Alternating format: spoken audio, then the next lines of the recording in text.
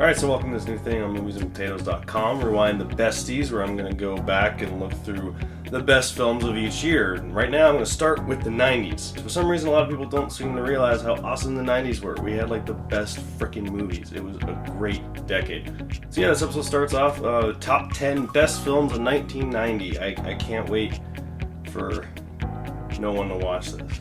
Number 10, I'm going to lose everyone already with The Godfather Part 3. I know it was famous for being this huge disappointment, and yeah, it's definitely nowhere near as good as the first two Godfather flicks, but people forget those were also kind of flawed movies too. And Godfather 3, for all its flaws, is still pretty damn enjoyable. The cinematography and music take you right back to the Godfather universe, and Al Pacino gives a wonderful performance as an old, chock full of regret Michael Corleone. Just when I thought I was out, they pulled me back in. The plot isn't as interesting, and the performance by Sofia Coppola embarrassing as fuck, and above all, the movie super needed the character of Tom Hagen to really work, but unfortunately Robert Duvall bailed over a stupid salary dispute. However, even with these problems, the flick has its powerful moments, and is worth a spot on this list. Don't do any sudden movements, just watch me, alright? Did you hear what I said? Okay.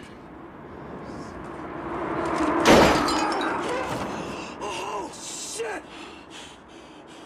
At number 9 is Ron Underwood's Tremors, a goofy, violent action comedy that most people probably hold in higher esteem than me, but I still gotta admit it's a really fun ride. Performances are all hilarious, from Fred Ward to Kevin Bacon to Reba freaking McEntire, and the monster effects are just so awesome. Like, look at how wicked these puppets and animatronics and claymation shit is.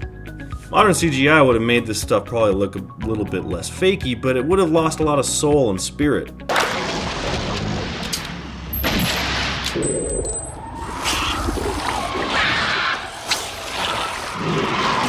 The movie is aged in parts, and I think there are times it gets a little dry, but you know, who cares? It's Tremors. The damn thing was so popular it spawned a dozen awful sequels. Really good flick. Can you fly, you sucker? Can you fly?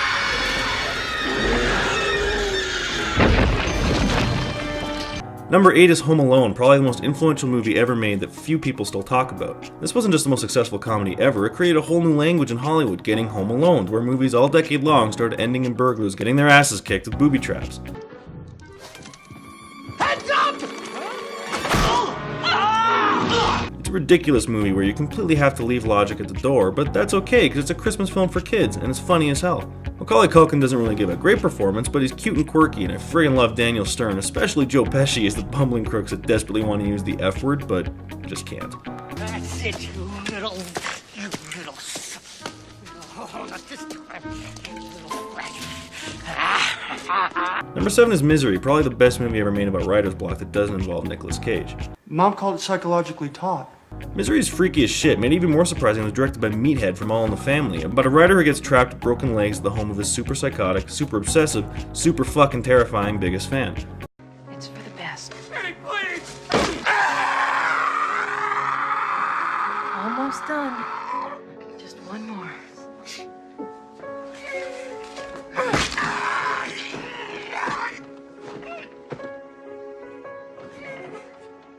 God, I love you. The performance by James Caan is really good, but the movie is owned completely by Kathy Bates, who just makes it impossible to look away whenever she's on screen. The suspense is handled perfectly, quietly ratcheting it up until a bloody final confrontation where you find yourself worried at how much you want a pudgy woman to get her face beaten in with a concrete doll. And number 6 is another horror flick, Jacob's Ladder. This is one goddamn spooky movie with some surrealistic images that still haunt my wife's nightmares, because boy, I never quite lived this date night choice down. Jacob's Ladder is one of those is this real or is this a dream kind of movies, which are often infuriating, but this one is handled on the same level as the David Lynch flick, where it doesn't matter what's real and what isn't. It's all so creepy and disturbing that you just hope the hero will make it out with his face intact.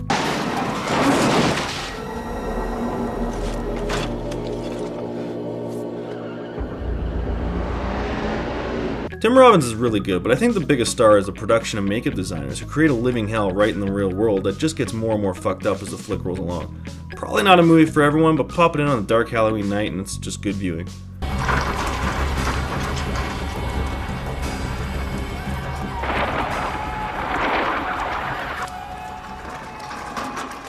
At number 5, we got the movie that somehow beat Goodfellas for Best Picture, Dances with Wolves.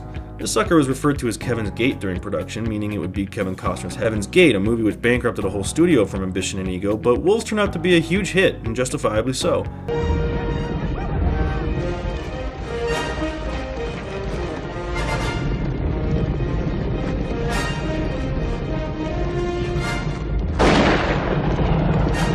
bloody goddamn long movie. The director's cut on Blu-ray clocking in at over 4 freaking hours, but it doesn't really feel as long as it is.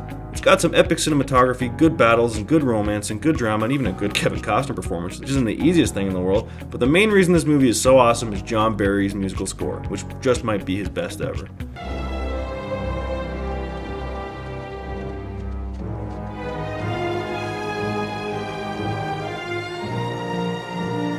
Number 4 is Miller's Crossing, one of the first movies by the Coen brothers. It's one that kind of takes a couple viewings to really get into because it's not quite as funny or violent or weird as some of their other flicks, but remains a damn solid gangster film, with some of the cinematographer Roger Deakins' best visuals. Gabriel Byrne is sort of the Yojimbo of the movie, playing both sides in a mafia feud back in the 30s, and while some parts don't quite work like Marcia Gay Harden's terribly over-the-top performance as a supposed femme fatale, most of it hits you right in the head for awesome film noir coolness, especially the Danny Boy shootout.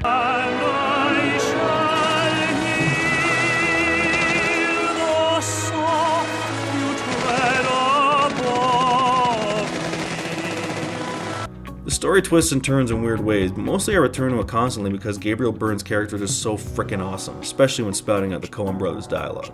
Nobody knows anybody. Not that well. Money don't mean that much to him. And it's not just the money he's after.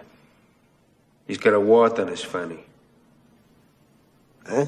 Number 3 is a bit of a left field choice, but screw it, my list, my rules, so here's The Rescuers Down Under. The only time in history a Disney cartoon was destroyed at the box office by Joe Pesci getting his head lit on fire. Down Under came out a week after Home Alone exploded, so it kinda got left in the dust, which is a shame because I've always rated it among Disney's best movies. Fantastic mix of comedy and action. The first Rescuers sucked my Down Unders, but this one is just a blast, with really excellent animation of Australia, especially in the epic opening credit sequence.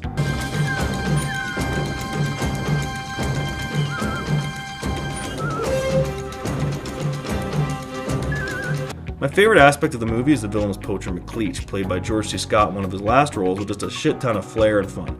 Super underrated cartoon, folks. Joanna! Did you know there was a Razorback in my truck? Did you? Did you? There was a Razorback in my truck! And speaking of underrated, one of the best comic book movies ever, at number 2, Dick Tracy. It's just a living, breathing comic book come to life, every image splashing out from the screen like a really colorful comic book panel. At the time, it had as big a marketing push as Batman with toys and audiobooks and all that shit, but sadly it didn't make near as much money, so Warren Beatty, the star and director, never got a chance at a sequel.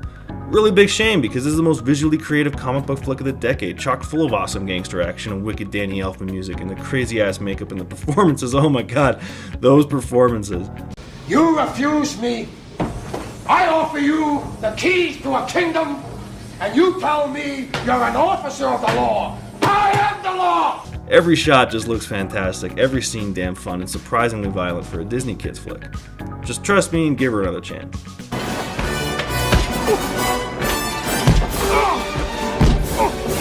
Maybe we should step outside.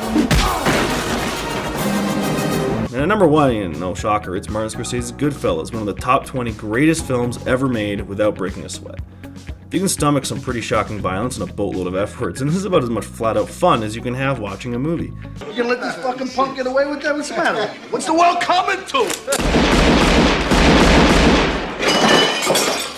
What the fucking world is coming to? How do you like that?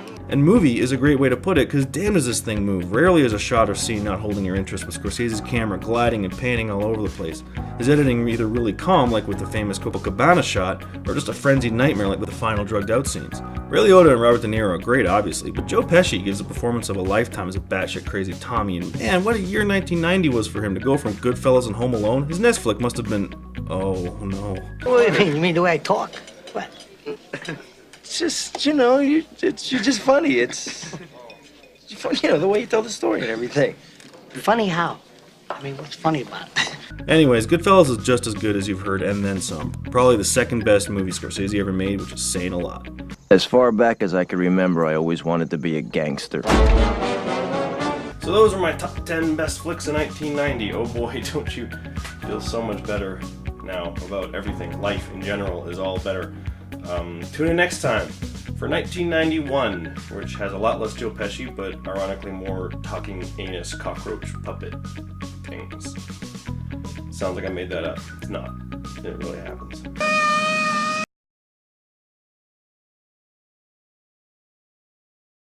Can you fly, you sucker?